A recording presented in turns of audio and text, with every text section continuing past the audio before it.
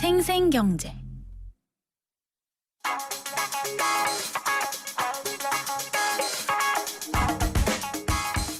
안녕하세요. 멜로디경제 대중음악평론가 이대화입니다. 최근 SNS상에서 화제가 되는 노래가 있습니다. 바로 EXID의 위아래라는 곡인데요. 원래는 올해 8월에 발표됐지만 전혀 주목을 끌지 못했다가 최근에 와서 차트를 역주행하고 있습니다. 이 노래는 아프리카 TV의 한 여자 BJ가 야한 옷을 입은 채 이 노래에 맞춰 춤을 추는 영상이 퍼지면서 화제가 됐는데요.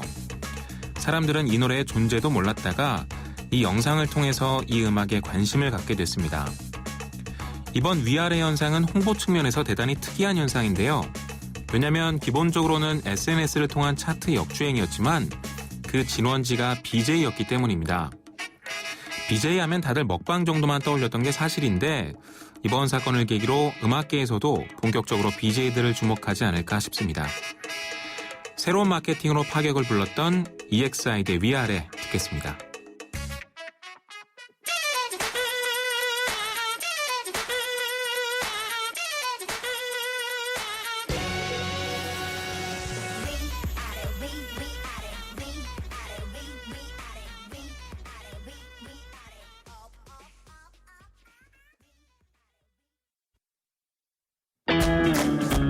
논란이 되고 있는 경제 이슈에 생생경제가 떴다.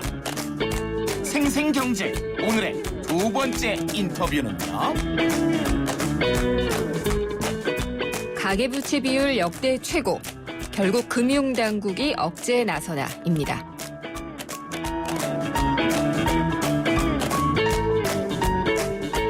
가처분 소득 대비해서 가계부채 비율이요. 지난 9월 말에 역대 최고인 137%로 치솟았습니다. 그러니까 가처분 소득에 비해서 부채가 1.4배 정도 된다니까 상당히 많은 거죠. 가계부채 문제 빨간불이 켜진 지는 사실 오래였고요. 더 번쩍이고 있다라고 얘기를 할 수가 있을 것 같습니다. 사태에 이렇게 될 줄 모르진 않았을 텐데 금융당국이 이제는 내년에 가계대출 억제책을 가동하는 방안도 검토 중이다. 이런 얘기가 좀 들려오고 있습니다. 이렇게도 될지는 잘 모르겠고요. 가계부채 문제가 현재 어느 정도 수준인지 어떤 대책이 필요한지는 좀 알아봐야 될 것 같습니다. 현대경제연구원의 이준협 경제동향 분석실장님 전화로 모시겠습니다. 안녕하십니까? 네, 안녕하세요. 네, 이 가처분 소득 대비 가계부채 비율이 역대 최고치다라고 하는데요. 이게 어떤 의미인지 좀 설명을 부탁드릴게요. 예, 먼저 규모를 지금 살펴보면 예. 가계부채가 한 1,060조 정도 되거든요. 네. 근데 우리나라 가계가 1년 동안 벌어들이는 가처분 소득이 한 800조 됩니다. 네. 그러니까 한 1.34배 정도 더 많은 것인데요.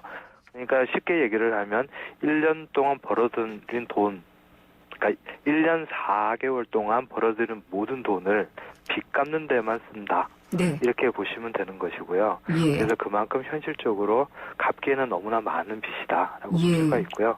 근데 이제 우리가 빚을 갚을 때 얼마나 어려운가를 볼 때는 사실은 가처분 소득 대비 원리금 상환액을 더 많이 봐요. 예. 그러니까 이제 내가 만약에 100만 원을 번다. 그러면 빚 갚는데 얼만큼 쓸까? 이런 건데요. 빚이 있는 1분위 같은, 그러니까 하위 20% 같은 경우에는 한 68%를 쓰고 있거든요. 그러니까 100만 원을 버는 돈의 한 70% 정도를. 원금과 이자를 갚는 데 쓰고 있다는 것입니다. 예. 이렇게 되면 사실 정상적인 생활은 어렵죠? 힘든 상황이다. 그래서 네. 생각보다는 가계부채가 굉장히 심각한 상황이다라고 볼 네. 수가 있습니다. 아니 근데 실장님 이게 가계부채 문제가요. 1,000조 원 넘은 것도 조금 됐고 이 문제 심각하다는 거는 예전부터 나왔는데 근본적인 이유는 최근에 더 대출을 좀 규제를 완화해 준 것이 이유가 되지 않았을까요? 근데 우리나라 이제 가계부채 구조를 좀 봐야 되는데 예. 세 가지예요. 첫째는 이제 주택담보대출. 네. 집을 사기 위해서 부채를 내는 경우가 대부분이고 우리가 보통 하우스푸어나 네. 이런 분들인데요. 요즘의 특징은 뭐냐면 전세 대출이 많아지고 있다는 것. 그렇죠. 하여튼 집과 네. 주거비 관련해서 이게 빚이 많이 늘어나고 있다는 게 하나가 있고요. 네. 두 번째는 자영업자 빚이 예. 너무 빨리 증가를 하고 있습니다. 우리나라 빚의 한 47%가 자영업자 빚이거든요. 아, 그렇군요. 그러면 이 자영업자들 같은 경우에는 요즘 워낙 경기가 안 좋고 네. 매수가 안 좋고 그래서 사업이 이렇게 실패하는 경우도 많고 그렇기 때문에 이제 가장 좀 불안한 데가 사실 자영업자고요. 그래서 네. 이 자영업자의 빚이 굉장히 중요하고 또 하나는 이제 마지막에는 이제 저소득층인데요. 예.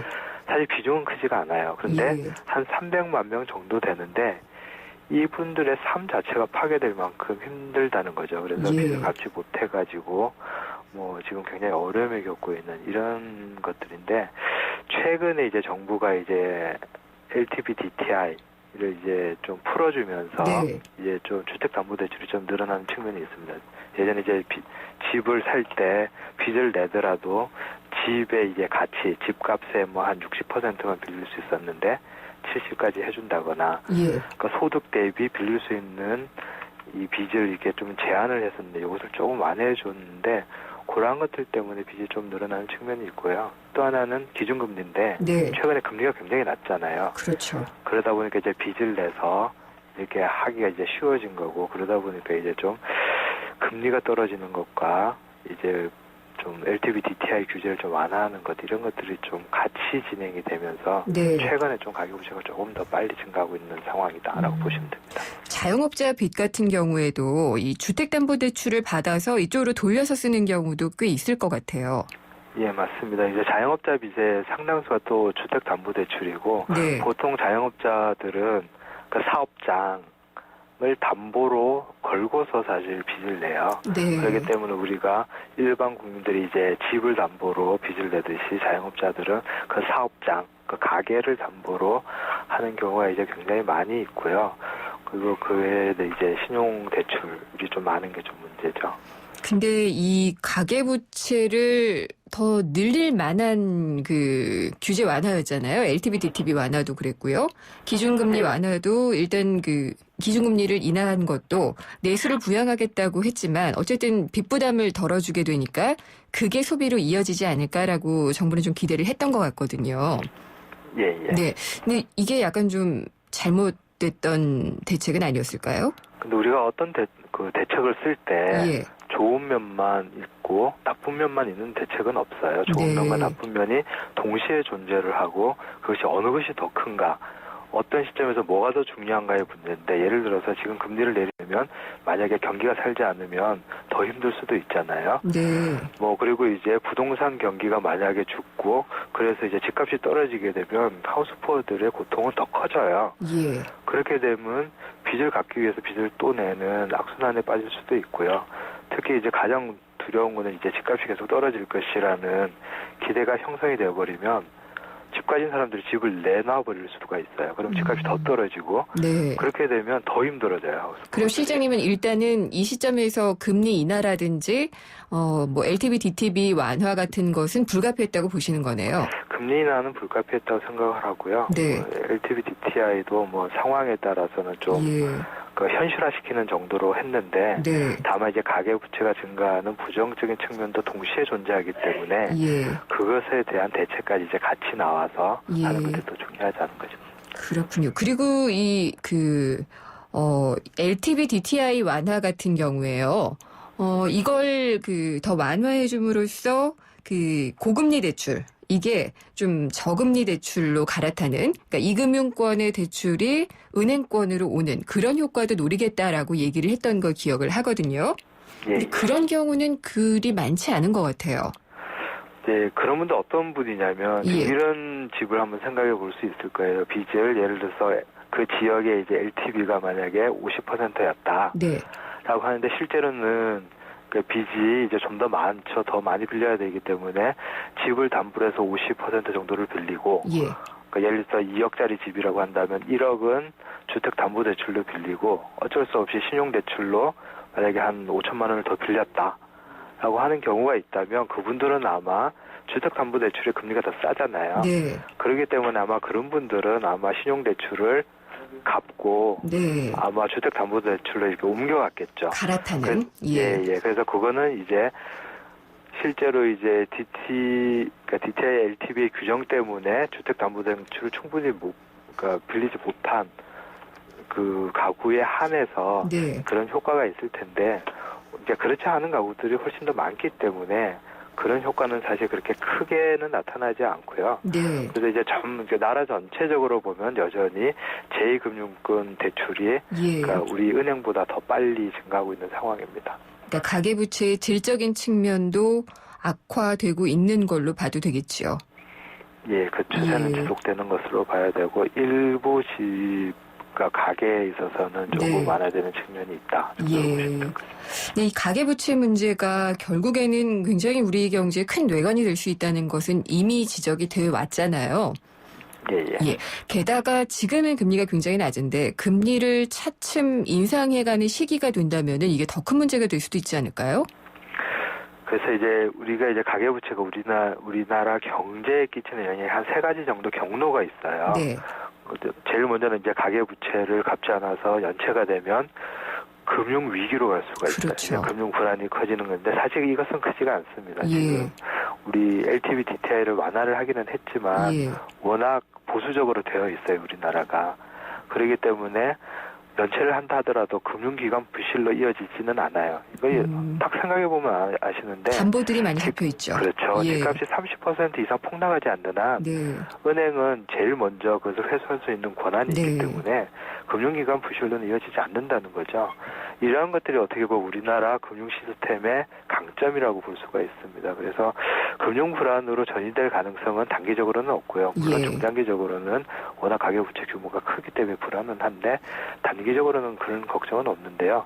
가장 큰 문제는 뭐냐면 소비 위축이에요. 예. 가계부채 때문에 원리금 상환 부담이 커질 수밖에 없고 그러면 당연히 소비 지출을 줄일 수밖에 없죠. 그렇죠. 근데 이것이 가장 큰 문제고 예. 최근에 이제 내수 경기가 살지 않는다. 이것이 가장 큰 문제인데 가계부채 때문에 원리금 상환 부담으로 이제 소비를 더 줄여야 되는 네. 이러한 것들이 이제 가장 큰 부담인 거죠. 그것이 이제 우리나라 경제에서 좀 악영향을 미친다라고 볼 수가 있고요. 네. 아까 말씀드렸듯이 저소득 저신용자 한 300만 가구 같은 경우에는 삶 자체가 정상적인 경제 사회 생활 자체가 힘들어지니까 아시다시피 뭐 추심 이런 게 굉장히 심각하잖아요. 네.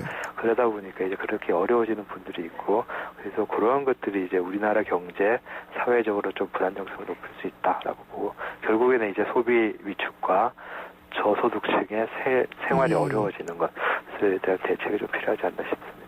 근데 이제 당국에서 나오는 얘기를 보면은 신규 대출을 억제하는 쪽으로 방침을 바꾸는 것을 검토하고 있다. 이런 얘기가 이제 언론을 통해서 흘러나오는데요. 이게 방법은 될 수 없을 것 같은데. 근데 이제 정부가 2년 전에 예. 가계부채 종합대책이라는 것을 내놨어요. 예. 그게 첫째가 뭐냐면 가계부채 증가 속도를 소득 증가 속도보다 낮추겠다는 거예요. 네. 즉, 뭐 가계부채도 늘고 소득도 늘겠죠. 그런데 소득이 더 빨리 증가한다면 사실 가계부채는 관리 가능한 수준에서 머물러 있을 겁니다. 왜냐하면 그렇겠죠. 소득이 있으면 갚을 수가 있죠. 그러니까 예. 가계부채 총량을 줄인다는 생각보다는 가계부채보다 소득이 더 빨리 증가하도록 해가지고 네. 그것을 완화를 시켜야 되는데 제가 생각할 때 가계부채는 고혈압 같은 거예요. 예. 완치를 하려고 한다기보다는 관리를 잘하는 게 중요합니다. 그래서 네. 좀 소득 수준에 맞춰서 가계부채 규모를 좀 조정해 나가는 정도지 무리하게 이것을 가계부채를 이렇게 줄이기 시작하면 네. 어떻게 보면 뭐 예를 들어서 은행에서 갑자기 가계부채를 다 회수를 해버리면 어쩔 수 없이 이제 사금융으로 넘어가고 그렇게 되면 더 힘든 상황으로 네. 갈 수도 있는 거죠. 그런 의미에서 지금은 가계부채 양을 좀 소득보다 좀 덜 빨리 증가하도록 해나가는 거 하나와 예. 또 하나는 갚을 수 있는 능력이 있는 분들은 사실 빚과 자살이 한꺼번에 있다면 그거는 이제 같이 이렇게 처리를 해서 예. 좀 가계부채를 자기 능력과 조금씩 줄여나가는 것이 좀 바람직하지 않나 싶습니다. 이론적으로는 이해가 되는데요. 실장님 그 소득 증가보다 대출 총량이 늘지 않도록 혹은 그 대출 총량보다 소득 증가율이 더 높도록 하는 방법은 뭐가 있을까요? 결국에는 이제 가계부채에서 좀 불필요한 부분들은 사실 줄여야 될 것이고요. 네. 그리고 이제 가계 입장에서 개인과 소득을- 가계 입장에서 말씀이시죠? 예, 예. 그리고 이제 소득을 늘리는 대책 이게 예. 사실 핵심이고 사실 지금의 경제 문제의 대부분은 가계부채 문제가 경제 문제에 이렇게 뚝 떨어져 있는 게 아니라 다 연계가 되어 있잖아요. 네. 그래서 소득을 늘리는 것이 거의 대부분의 문제를 해결할 수 있는 출발점입니다. 그래서 좀 정부 입장에서는 근로소득이 늘 수 있도록 좀 좋은 일자리를 더 많이 만드는 그것이 핵심이 아닌가 싶고요. 예. 또 하나는 이제 자영업자 대책인데 네. 사실 최근에 예를 들어서 직업훈련 이렇게 하면 요즘도 아트 네일이나 빵 굽는 네. 이런 거 굉장히 많잖아요. 근데 이미 엄청나게 경쟁이 심합니다. 그렇죠. 왜 그쪽에 돈을 쓰는지 잘 모르겠는데 예. 제 생각에는 너무 이렇게 출혈 경쟁이 심한 데에는 진입을 좀 막고 알겠습니다. 좀 고부가 같이 되는 쪽으로 가야 되지 않나 싶고 예. 꼭 경영 컨설팅이랑 같이 가서 네. 자영업자들이 성공할 수 있도록 하는 게 네. 중요하지 빚을 알겠습니다. 내는 것은 중요하지 않다고 생각합니다. 질 좋은 일자리를 만들고 또 고용 창출에 있어서도 조금 더 효율적으로 해야지 된다는 그런 말씀이네요. 예, 오늘 말씀 잘 들었습니다. 감사합니다. 예. 이준엽 현대경제연구원 경제동향분석실장이었습니다.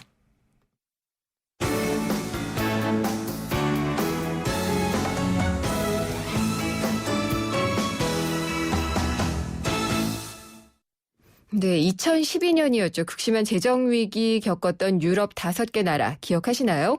포르투갈, 이탈리아, 아일랜드, 그리스, 스페인 합쳐서 피그스라고도 불렀습니다. 그래서 그중에 아일랜드 같은 경우에는요. 정말 뼈를 깎는 각고의 노력으로 성장을 거듭했습니다. 그렇지만은 이탈리아 같은 경우에는 또 신용평가사로부터 최하 등급의 신용등급을 부여받는 등 지금 여전히 고전을 하고 있는데요. 경제뉴스 뒤집기에서는 과연 무엇이 이렇게 아일랜드와 이탈리아를 갈라놓을 수 있었는지를 한번 알아보도록 하겠습니다. 그리고 생생 로펌 시간에는 중고차를 거래할 때요. 손상된 중고차 샀을 경우에 법적으로 보상받을 수 있는지에 대해서 자세히 알아보도록 하겠습니다. 그리고 YTN 라디오와 세종문화회관이 공동 주최하는 제약 콘서트 프라미스 2015가 12월 31일 저녁 7시 반 그리고 밤 10시 반에 세종문화회관 대극장에서 열립니다. 이게 티켓을 오픈한 첫날에 2시간 만에 사전 예약 2,000석이 모두 판매가 완료될 만큼 인기인데요. 임태경, 옥주연 같은 최고의 뮤지컬 배우들이 출연해서 모차르트, 또 황태자 루돌프, 마리 앙뚜아네트 이렇게 올 한 해 동안 공연된 작품들 중에서 최고의 작품을 뽑아서 갈라쇼 형식으로 준비를 했다고 합니다. 예매는 인터파크에서 하실 수가 있고요. 생생경제에서도 매일 하루에 한 분씩 2장의 관람 티켓을 선물로 드리려고 합니다. 방금 전 인터뷰했던 경기도 2층 광역버스 과연 성공할 수 있을까? 인터뷰에 대해서 여러분의 짧은 의견을 문자로 보내주시면 됩니다. 문자는 샵의 0945, 샵의 0945로 보내주시면은요. 추첨을 통해서 12월 31일 저녁 7시 반 그리고 밤 10시 반 세종문화회관 대극장에서 열리는 뮤지컬 갈라 제약 콘서트 프라미스 2015 관람 티켓 2장을 선물로 보내드리겠습니다. 지금 문자 많이들 주셨는데요. 2157님. 차량 가격과 버스비 인상을 고려할 때 기존 차량 운행을 늘리는 것이 더 타당하지 않을까요? 라고 하셨습니다. 3575님, 2층 버스 꼭 성공했으면 좋겠습니다. 광역버스 이용하시는 대다수 분들이 일반 서민이니까요. 그분들의 발이 조금 편안해지기를 바라고 평범한 서민들의 힘찬 하루를 응원한다라고 하셨습니다. 또 3149님, 실패할 이유 없습니다. 다만 홍콩처럼 빨간색보다는 서울을 상징하는 색이나 태극기 문양을 넣어서 상징성을 주는 것도 좋겠다라는 의견 주셨습니다. 2층 광역버스 성공할 수 있을지, 성공하려면 고려해야 할 것은 무엇인지 이 밖에도 또 많은 의견 주시기 바랍니다. 샵의 0945로 문자 보내주시고요. 저는 잠시 후 4부에서 뵙겠습니다. 세계적인 교육 중심지 런던과 미국 본토 교육이 뿌리내린 괌에서 YTN 주니어 영어 캠프가 여러분을 기다립니다. 품격 있는 영국식 영어를 만나볼 수 있는 런던 영어 캠프는 전통 있는 명문대학 캠퍼스에서 이루어지며 유럽의 역사가 숨쉬는 유적지도 둘러보게 됩니다. 따뜻한 기후와 아름다운 해변을 자랑하는 괌 영어 캠프는 명문 사립학교 정규 수업에 참가하며 해양 레포츠도 체험할 수 있습니다. 참가 신청은 YTN 웹사이트와 런던 캠프는 서울전화 723-0550, 괌 캠프 서울전화 533-0585에서 받습니다. 경제를 위한 바른 시각, 본질에 다가가는 심층 분석, 가치를 추구하는 정확한 해석. YTN 라디오 김윤경의 생생경제.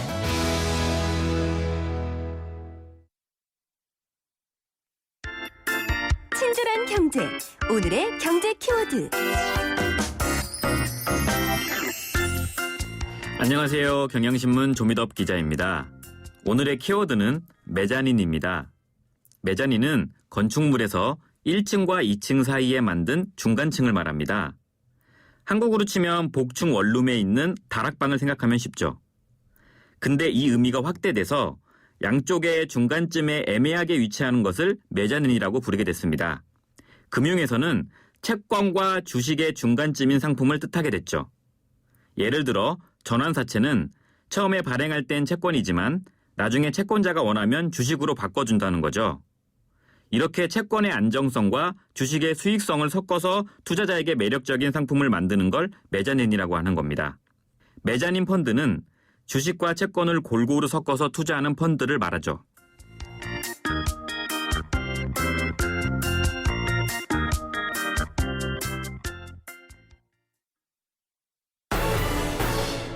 여보, 컨덴싱 보일러로 바꿨더니 가스비가 정말.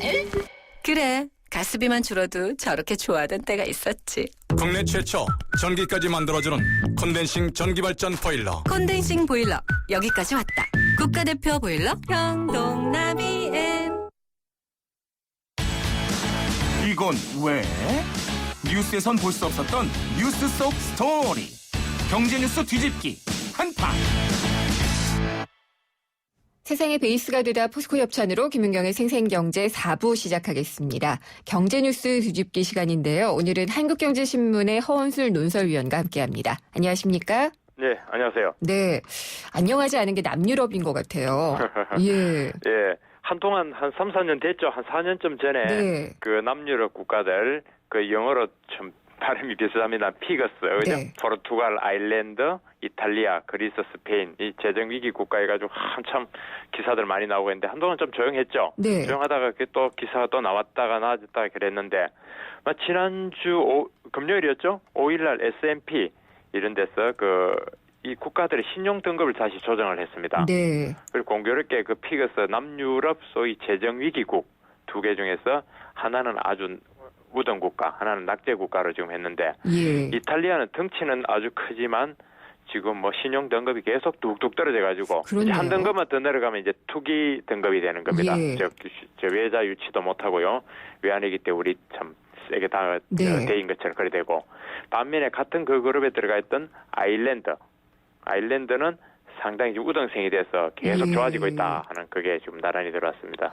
이탈리아는 뭘 잘못해서 이렇게 계속 안 좋은가요? 예, 이게 이제 경제라는 게 그런 게 그렇다고 보면 나빠지면 어느 하나만 나빠지는 게 아니고 네. 악순환이 되면 전부 다 나빠지는 거예요. 그렇죠. 자, 첫째 지적한 게 S&P 세계적인 이제 신용 평가사인데 지금 첫째 경제 성장이 굉장히 성적이 나쁘다. 요즘 무려 최근에 13분기 중에서 11개 분기가 마이너스 성장을 했고요. 그렇군요. 이렇게 되면 내년에는 원래 성장이 한 1.1% 성장할 거라고 했는데 0.2% 성장. 이건 거의 정체 상태라는 얘기고 실제로 피부로는 완전히 마이너스가 될 겁니다. 이렇게 되면.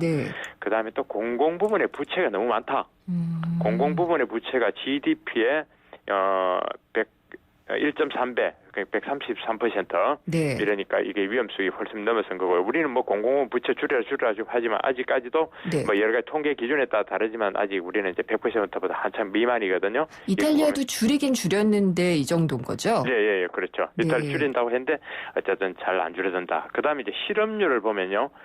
10월 달에는 사상 최고라는데 실업률이 13.2%입니다. 높네요. 네, 그러니까 실업률도 굉장히 높죠. 실업률 높죠. GDP 생산 나쁘죠. 네. 그다음 공공 부분에 부채 안 줄이고 있죠. 정치도 좀 불안정하고 이러니까 지금 이 상태로는 이탈리아의 경제는 정상적이지 않다. 네. 그렇습니다. 그러면 이렇게 이제 공공 부분에 그 부채를 감축하고 노동 개혁을 하겠다 하고 하는데 이게 또 지금 정치도 불안하고 하니까 좀 계약도 잘 안 되고 있는 그런 상황입니다. 그렇군요. 은행들도 나빠요. 이탈리아 은행들도 그 이탈리아 유럽 중앙은행, 유럽 중앙은행 ECB가 그 은행 스트레스 테스트라고 그러니까 자산의 건전성이 어느 정도냐 했는데 굉장히 낙제점이 주르륵 나왔습니다. 네. 그러면은 이게 지금 유럽연합에서 구제금융을 이쪽에 넣고 있잖아요. 저번에 프로그램에 따라 들어갔었죠. 예, 그런 것들도 덜 받을 수도 있겠고 좀 그렇겠어요. 이게 이제 그게 나쁜 게 이런 겁니다. 우리 외환위기 때 봤듯이 구조조정이 들어가서 만약에 그걸 정상적이지 안 되면 추가 구조조정을 위해서 돈을 더 빌려달라, 구제금융을 더 달라 할 거고요. 그렇게 되면은 이제 유럽중앙은행은 아주 혹독한 조건을 제시할 겁니다. 그렇죠. 부채 감축, 그걸 제시하라, 실업률 어떻게 하라, 그다음에 공공 부분에 연금 줄이라 이렇게 하니까 더 어려워질 텐데 지금 아직 그까지 논의는 안 나오고 아마 이런 식으로 가면 내년쯤에는 구제금융 또 받고 군살 빼기를 어떻게 하라 굉장히 혹독한 아마 간섭을 받게 될 겁니다. 네.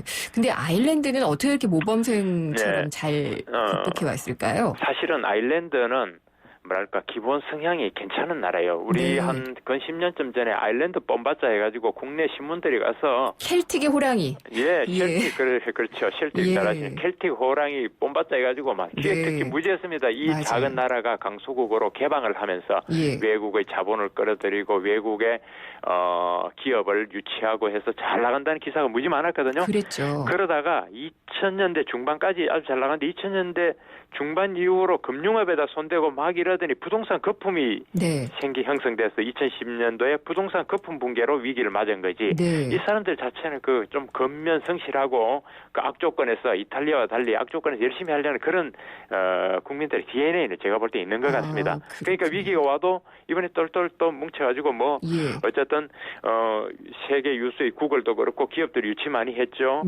실업률 떨어뜨렸죠. 또 구제금융도 똑같이 구제금융 받은데 이탈리아는 아직 그러고 있지만 여기는 작년 12월에 그 유럽 중앙은행에서 받은 구제금융 다 졸업을 했습니다. 그렇군요. 네, 다 갔고요. 그 처음으로 그때 5개 나라 중에 작년 12월에 구제금융 졸업을 했죠. 그 다음에 실업률도 2012년도에 이 아일랜드도 2012년 제가 자료를 보니까 2월에 실업률이 15%까지 올랐는데요. 지금은 한 10.7, 그래도 높긴 하지만 그래도 확 떨어뜨렸지 않습니까? 그걸 떨어뜨렸죠. 경제 성장률도 올해 2분기에 그러니까 4월부터 6월까지 보면 한 7.7%. 그러니까 이탈리아보다는 아주 대조적이죠. 그러니까 여기는 신용 등급이 S&P에서 A-에서 A로 한 단계 위로 올라간 겁니다. 그렇군요. 그러면은 정말 부채 감축이라든지 이런 그 노력들이 정말 성과를 보는 그런 경우군요. 그래서 여기는 딱 시키는 대로 그대로 한 겁니다. 부채 감축하고요. 그런 기업 끌어들인 노력하고 또 정치적으로 좀 안정되는 것 같고 그래서 지금 선순환 구조에 지금 들어가 있는 상황이죠. 아까도 말씀하셨는데 아일랜드 그러면은 진짜 금융업에 손대고 그러면서 좀 위험할 만큼 성장을 많이 했었던 나라였잖아요. 그렇습니다. 사실 아일랜드뿐만이 아니고요. 아이슬란드도 그랬습니다. 그때 아이슬란드가 북유럽에 무슨 명태나 잡고 살던 사람들이 돈 맛을 봐가지고 그때 한번 금융을 해가 전 세계에서 그 자본 유출입이 가장 쉬운 나라로 만들었잖아요. 그래가지고 돈이 막 들어오니까 소득이 6만 달러니 얼마나 가능해 해가지고 아이슬란드에 갔는데 거기에 과도하게 외국 자본이 들어갔다가 한꺼번에 확 빠지는 바람에 아이슬란드에 요 아일랜드 말고요. 아이슬란드에 은행 3개가 망하고 그랬거든요. 그래서 그때 외신에서 비꼬는 소리로 아이슬란드의 그 빳빳한 화이트 칼라들이 그들의 조상들이 했던 것처럼 다시 북해에 명태잡이 났었네. 이런 기사 나오고 그랬거든요. 그런데 그 아일랜드도 그렇고 이 금융이라는 게 우리가 정말 국내도 그렇습니다. 무슨 건설업이나 제조업하는 분 중에서 그 화이트 칼라 전형적인 뱅커 은행업이 하고 싶어서 저축은행에다 예전 같으면 금고다 손댔다가 함부로 해가 따뜻을 한 경우가 많거든요. 그런데 이 나라들도 그렇더라고요. 아일랜드도 그랬고 아이슬란드 금융업 함부로 손대고 이러다가는 금융도 하긴 해야 되는데 너 축적 없이 금융업 손댔다가 아뜨거라 해서 아주 비싼 대가를 치르는 그런 경우 같습니다. 그러면은 지금은 금융업보다는 좀 그랬던 부실을 다지고 그런 쪽으로 성장을 하고 있는 건가요? 지금은 아일랜드에서 제일 많이 나오는 게 기업이고 외국계 기업 얘기가 많이 나오잖아요. 얼마 전에도 계속 나오는 게 구글의 본사가 거기 있는데 세금 문제로 이제 법인세율이 엄청 낮죠. 그래서 법인세가 이래가지고 지금 실제로 세율이 굉장히 낮아서 많이 가니까 어쨌든 그렇게 유치하는 걸로도 보니까 원래 외국인 기업 유치를 해가지고 일자리가 이 나라 크지 않는 나라인데 12,700개? 일자리 창출.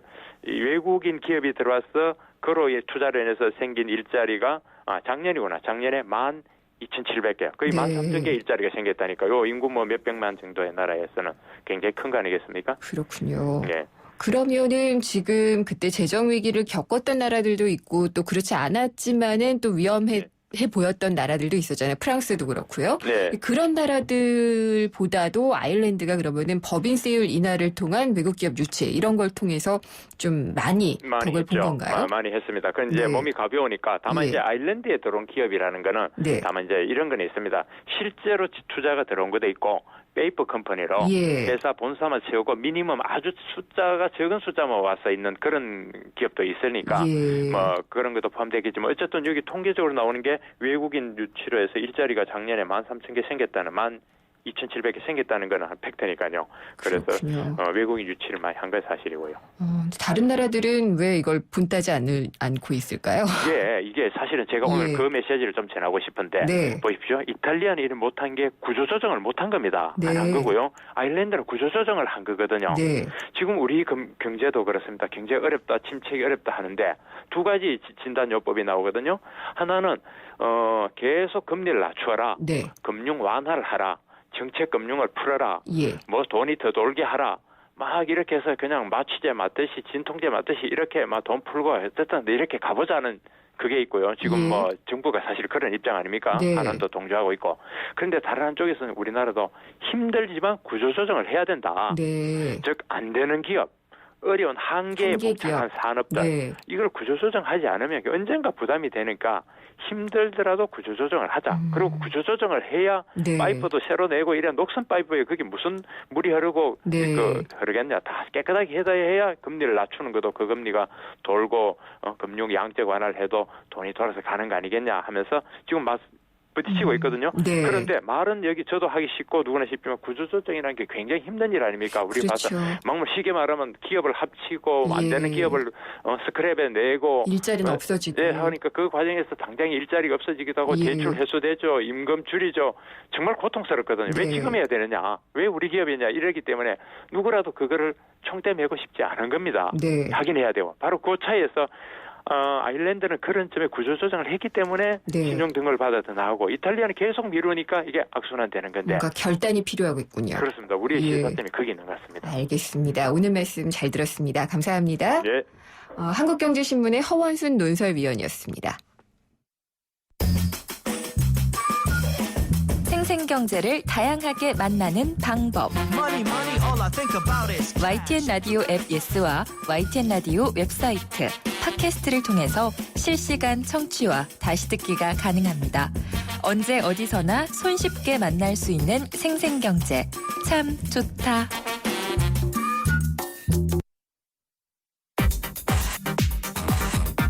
모르면 당하는 경제 법률. 생생로펌.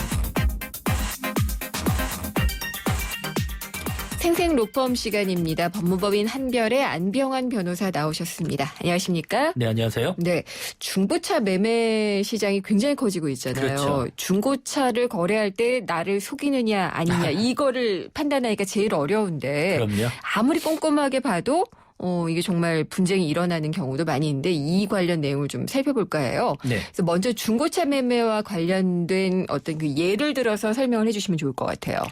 네, 어떤 회사가 보유하고 있던 고급 외제 승용 차량이었습니다. 해당 차량이 침수 피해를 당했고요.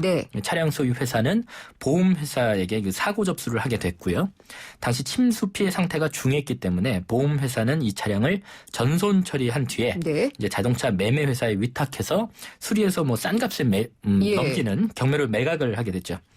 그런데 이 차량은 그 뒤에도 수차례 매매를 거쳐서 A씨에게 넘어가게 되었는데요. A씨는 다시 이 차량을 최종적으로 B씨에게 1억 1,600만 원을 받고 팔게 됩니다.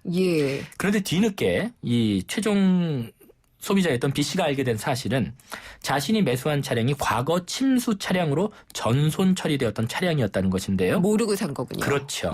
결국 B씨가 그 중고차 매매 계약의 취소를 주장하면서 착오를 이유로 이러한 내용의 소송을 제기했던 사안이었습니다. 착오라고 하셨는데 그러면은 중고차 매매 계약을 할 때 착오라는 건 어떤 부분의 착오인 건가요? 네, 이제 법률상 의미의 착오인데요. 우리가 흔히 말하는 계약이라는 내용의 어떤 법률상 의미라는 것은 계약 양 당사자의 의사가 합쳐지는 그 일치하는 것을 말하는데요. 보통은 의사 표시의 내용이 그 당사자의 어떤 진실한 의사와도 동일하겠지만 예외적으로 보면 사기를 당했다거나 네. 어떤 강압이나 강박을 당해서 잘못된 의사표시를 하는 경우도 있을 수 있겠고요. 예. 이 사건과 같이 의사표시의 당사자가 착오를 일으켜서 자신이 표시한 의사가 본래 진정한 의사와는 다른 결과를 초래하는 경우가 있을 수 있죠. 원칙적으로는 의사표시의 그 당사자가 착오로 인해서 자기의 진정한 의도와 네. 다른 표시를 했을지라도 일단 그 표시된 내용이 중요하기 때문에 네. 표시된 대로 법률 효과가 발생하는 것이 원칙입니다. 예. 다만 예외적으로 그 의사표시 당사자를 보호할 필요가 있을 때는 민법에 따라서 일정한 요건에 따라서 그 의사표시 당사자가 취소를 할 수 있는데 네. 착오에 의한 의사표시 취소의 경우에는 다시 원 상태로 돌려서 소급적으로 무효화시킬 수 있고요. 이런 방법으로 이제 의사표시의 어떤 구속에서 벗어날 수 있다 이렇게 네. 설명하고 있죠. 그러면은 이 중고차 살 때 착오의 당사자라는 것은 B 씨가 되는 건가요? A 씨가 되는 건가요? 판 네, 사람? B 씨가 됩니다. B 씨, 산 네. 사람이 되는 거군요. 그렇죠. 근데 이 착오를 이유로 의사표시를 취소할 수 있다. 이 내용이 이 민사에 관한 기본 법률이라고 해서 민법에 규정이 돼 있다고 말씀을 하셨어요. 네. 민법 제109조입니다. 착오로 인한 의사표시에 대해서 의사표시는 법률 행위 내용의 중요 부분에 착오가 있는 때는 취소할 수 있다. 그러나 네. 그 착오가 그 의사를 표시한 표의자의 중대한 과실로 인한 때는 또 취소하지 못한다라고 규정을 하고 있습니다. 예. 다만 이와 같은 의사표시 취소는 아무것도 모르는 네. 선의 제3자에게는 이제 주장할 수 없도록 그렇게 법률이 처리하고 있죠. 예. 참고로 이제 착오로 인한 의사표시라는 법률상 의미는 외부에 표시된 내용으로부터 볼 수 있는 어떤 효과 의사하고 그 사람의 진심에서 네. 바라는 의사가 일치하지 않는 그런 의사 표시를 이제 자기도 모르는 그런 상황을 이제 말하는 거죠. 판례가 네. 내린 정의입니다. 사실 어렵기는 한데 무슨 말인지는 알겠습니다. 근데 이게 착오를 이유로 의사표시를 취소한다는 내용, 이것과 관련해서 분쟁이 생기게 되면은 그럼 그 입증은 어떻게 해야 되나요? 이제 분쟁이 발생했을 경우엔 결국 소송으로 이어질 텐데요. 네. 원칙적으로 착오를 이유로 그 의사 표시를 취소하겠다. 이렇게 주장하는 사람이 취소 요건을 모두 입증을 해야 됩니다. 네. 소송상 입증해야 되는 최소한의 요건 사실이라고 한다면 우선 의사표시에 착오가 있었다 이런 예. 점하고요. 그 착오가 또 법률 행위의 아주 중요한 부분에 해당한다 이런 것들도 입증을 해야 되죠. 네. 마지막으로 착오를 이유로 의사표시를 취소한다는 그 취소의 의사표시를 상대방에게 했고 그것이 네. 도달했다.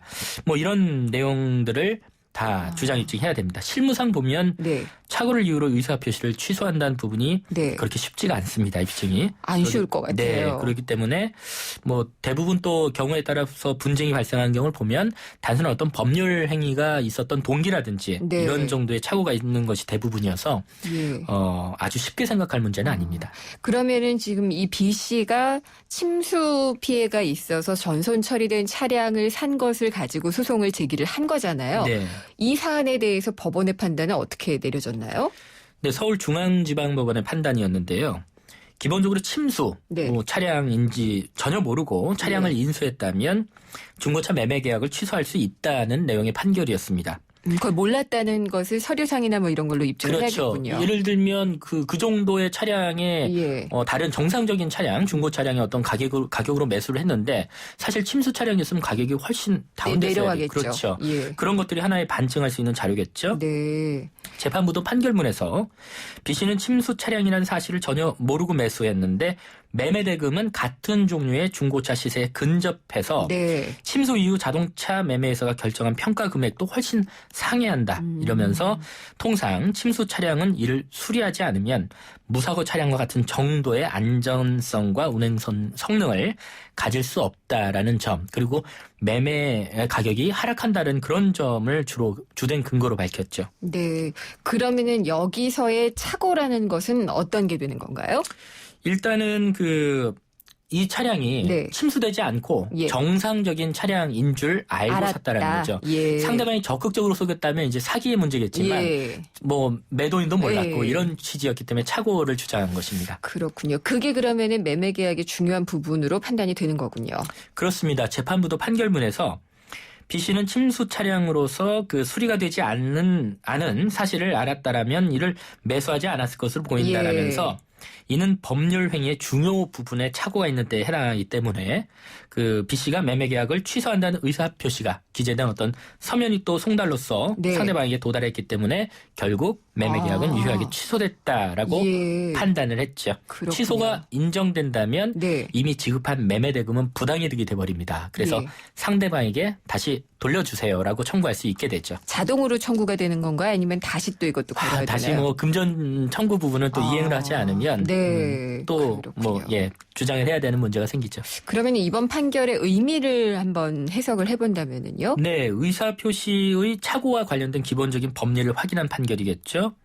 이번 판결의 의미를 보면 차량의 침수 여부라는 네. 것은 거래상 굉장히 중요한 사실입니다. 그리고 중고차 매매가에도 많은 영향을 미칠 수 그렇죠. 있는 매매계약상의 어떤 중요한 내용에 해당한다는 점을 다시 한번 분명히 한 사례로서 의미가 네. 있겠죠. 그리고 이번 판결의 취지는 뭐 단지 중고차 매매에 있어서 침수 차량에만 국한될 것이 아니겠죠. 네. 차량의 매매에 있어서 뭐 사고 차량으로서 뭐 기본적인 그 프레임이나 이런 네, 부분이 네. 뭐 영향을 미친 중대 사고의 경우, 뭐 안전과 직결되는 중요한 부분의 수리 내역과 같이 거래상 중요한 내용으로 취급되는 사안에서는 동일한 취지로 적용해 볼 수 있는 사안입니다. 근데 이런 것들을 어떻게 속이죠? 다 서류가 있을 텐데. 아무래도 그 매수인들은 예. 비전문가이다 보니까요. 네. 그 차량 수리 내역이라든지 이런 것들을 정확히 판단하기가 어렵죠. 네. 보험 사고 수리 내역을 또 살펴볼 수 있는데 네. 그 수리 내역만 보고 이 차량이 도대체 침수인지 어디를 아닌지도 그렇죠. 모르겠고. 전혀 모를 수 있는 거죠. 그래서 항상 중고차 살 때 조심하라고 하는데 이 조심해야 될 부분이 있다면 다른 것도 좀 간략하게 설명해 주세요. 기본적으로 차량을 매매하실 경우에는요. 네. 계약서 등 관련 서류를 잘 챙겨두셔야 되고요. 그래야겠죠. 상대방이 설명한 내용은 그대로 꼼꼼하게 계약서에 예. 기재하셔서 날인을 받으시는 것이 좋습니다. 아. 예를 들면 뭐 침수 차량이 전혀 아닙니다라는 네. 뜻이죠. 뭐 그런 부분도 자세하게 사인을 적을 수 받고. 있다면 예. 잘 보관하는 것이 증거를 남겨두는 것이겠고요. 네. 뭐 차량과 관련해서 일반적으로 거래되는 시세라는 것이 있잖아요. 네. 시세에 비추어서 현저하게 하자가 있는 차량을 비싸게 샀다라고 예. 한다면 이 부분은 거래상 중요한 내용인지 여부에 따라서 뭐 취소를 할 수도 있겠습니다. 알겠습니다. 중고차 매매 계약에서의 중요한 부분들을 좀 살펴봤습니다. 오늘 말씀 잘 들었습니다. 네, 감사합니다. 법무법인 한별의 안병환 변호사였습니다. 생명보험 우수인증 설계사 만나보셨어요? 고객 불만 건수 제로의 자부심, 고객을 위한 한결같은 성실함, 고객의 미래를 설계하는 전문성, 바로 생명보험 우수인증 설계사입니다. 믿고 신뢰할 수 있는 생명보험 우수인증 설계사가 고객님과 함께합니다. 생명보험협회. 네, 오늘 세종문화회관 대극장에서 열리는 제약 콘서트 프라미스 2015 티켓 당첨자는요 3575님입니다. 3575님께 티켓 보내드리도록 하겠고요. 김윤경의 생생경제 오늘 순서는 여기까지입니다. 생생경제 홈페이지와 팟캐스트 또 스마트폰 애플리케이션 예스를 통해서 방송된 내용 다시 들어보실 수 있고요. 인터뷰 내용은 전문으로도 확인하실 수가 있습니다. 또 트위터는 YTN_이코노미고요. 페이스북 페이지는 YTN 라디오 이코노미입니다. 많이들 들어와 주시고요. 저는 다음 시간에 찾아뵙겠습니다. 김윤경이었습니다.